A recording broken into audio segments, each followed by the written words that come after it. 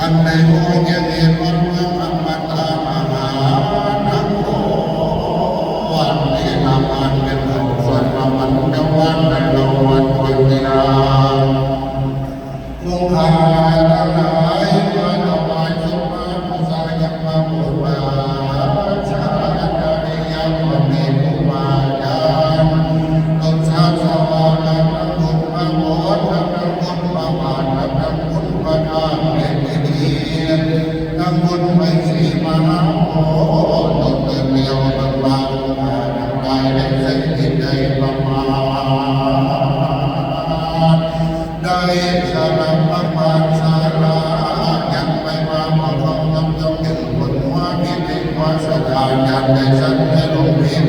ลองกระทำพิธีกันว่าชอบมันพอประมวลในความรำหัวแก่มาเจ็บเราต้องสามประการและมาแก้วเจ้าตั้งแต่ประการจงโลกาท้ายจงไรจัดโทษยาไรทุกข์ทำลายนี้เป็นกรรมอย่าได้เป็นวิวัฒน์ทำไปไม่ได้